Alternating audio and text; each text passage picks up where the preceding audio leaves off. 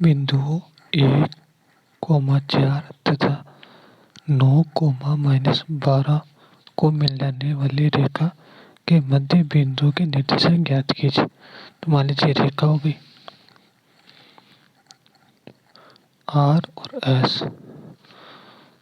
Are के निर्देशांक है 1,4 और इसके निर्देशांक है 9,-12। ये कोई मध्य बिंदु हो गया पी। तो ये हो गया x1, y1, x2, y2 और इस पे पी के निर्देशांक हो गया x, capital X, capital Y। तब सूत्र होता है x बराबर x1 प्लस x2 बटा 2 और y बराबर होता है y1 प्लस y2 बटा 2। x1 का मान 1, x2 का मान 9 बटा 2 बराबर 10 बटा 2 बराबर 5। y1 का मान 4 प्लस अब यह है माइनस का 12 बटा 2। 4 माइनस के 12 बटा 2 बराबर माइनस के 8 बटा 2 बराबर -4। अब लिखे अतः मध्य बिंदु के निर्देशांक 5, -4 है। अब जो इनको लिखते हैं ना निर्देशांक, इनको एक तो कोष्टक में लिखते हैं और पहले लिखते हैं वो लिखते हैं x का मान और दूसरा लिखते हैं y का मान।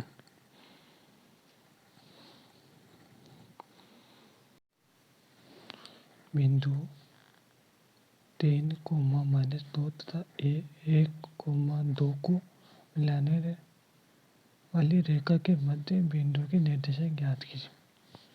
तो ये रेखा हो गई बी।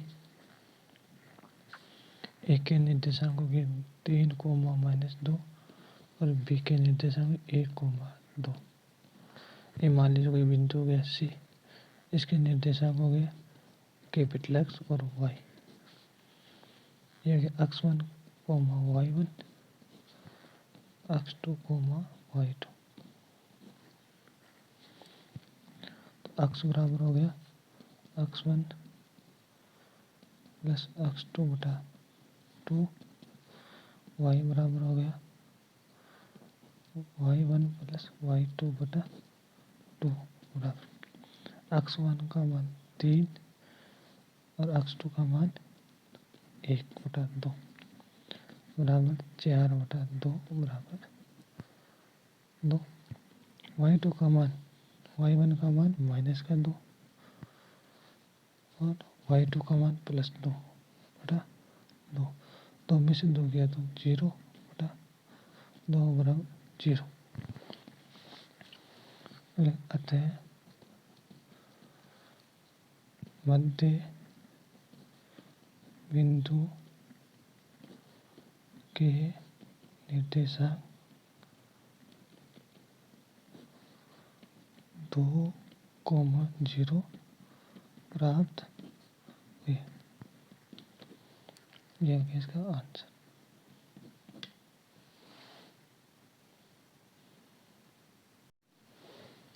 बिंदु 1,-2 तथा 1,2 को मिलाने वाली रेखा के मध्य बिंदु के निर्देशांक ज्ञात कीजिए।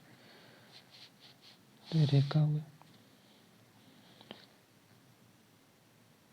पी और क्यू हो गया। कोई बिंदु मध्य बिंदु है आर। पी के निर्देशांक 1, -2 क्यू के निर्देशांक 1,2। x1, y1, x2, y2। इसके निर्देशांक है x और y।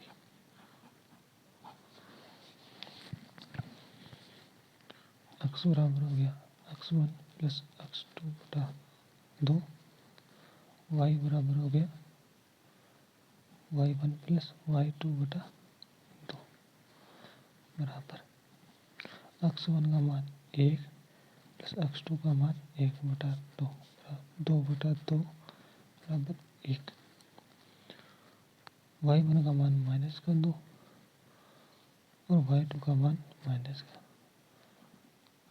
प्लस 2, 2 में से 2 गया तो 0 बटा 2 बराबर 0।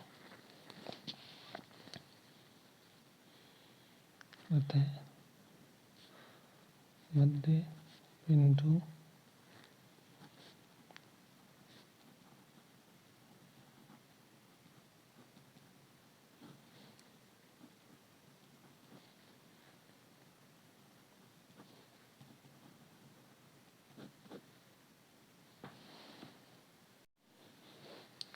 मूल बिंदु से गुजरने वाली रेखा का समीकरण। जैसे हो गया अक्ष अक्ष हो गया, ये हो गया वाई अक्ष, ये हो गया मूल बिंदु। यहाँ से अगर कोई रेखा जा रही है तो इसका समीकरण क्या होगा? तो इसका समीकरण होता है वाई बराबर एम एक्स। अब मूल बिंदु क्या होता है इसमें? 0,0। तो अगर क्वेश्चन में पूछा गया मूल बिंदु से गुजरने वाले रेखा का समीकरण याद किए तो हमें इस उत्तर से याद करना है वाई बराबर एम एक्स। इसमें एम होता है ढाल, प्रवणता और एम।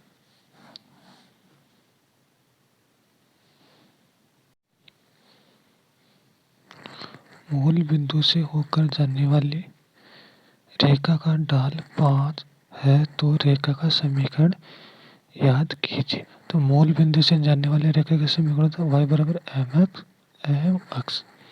तो एम क्या होता है? ढाल, तो इसमें ढाल दे रखा है 5, तो वाई बराबर हो गया 5 एक्स। वाई बराबर ये यहाँ पर क्या है? प्लस में, इधर आते हुए जाएगा माइनस का, वाई माइनस 5 एक्स बराबर 0। ये हो गया इस रेखा का समीकरण, ये हो गया आंसर। उस रेखा का समीकरण याद कीजिए जो मूल बिंदु से गुजरती है तथा ढाल √7 है। आंसर मूल बिंदु से गुजरने वाले रेखा का समीकरण y बराबर एम एक्स। एम क्या है? ढाल, तो ये y बराबर √7 और x। अब इसमें ध्यान रखना कि ये √7 है तो ओनली एम की जगह, पूरा रूट ऐसा नहीं लिखना कि √7x, ये गलत है कि ओनली रूट किस पर है? ओनली 7 पे। तो ये क्या y बराबर, अब यहाँ पर क्या है? इधर प्लस में, इधर आती जाएगा माइनस का, y माइनस √7x बराबर 0। आंसर। उस रेखा का समीकरण बताइए जिसका ढाल 4/3 है तथा मूल बिंदु से गुजरती है। आंसर y बराबर एम एक्स, वाई बराबर एम का मान 4/3 एक्स।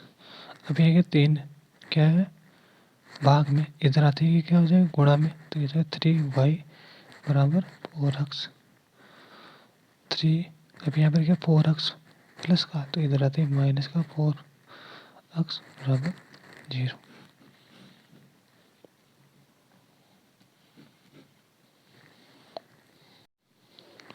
उस रेखा का समीकरण बताइए याद कीजिए जो मूल बिंदु से गुजरती है तथा प्रवणता माइनस के 5/7 है। y बराबर एम एक्स, वाई बराबर एम का मान हो गया माइनस का 5/7 एक्स। अब यहाँ पर क्या गुणा में, इधर आते ही क्या भाग में, इधर आते ही गुणा में आ जाएगा, तो ये 7y बराबर माइनस का 5। 7y। अब यहाँ पर इधर क्या है माइनस का, इधर आता है प्लस का, 5x बराबर 0। इसका आंसर। उस रेखा का समीकरण बताइए जो मूल बिंदु से जाती है तथा ढाल r है।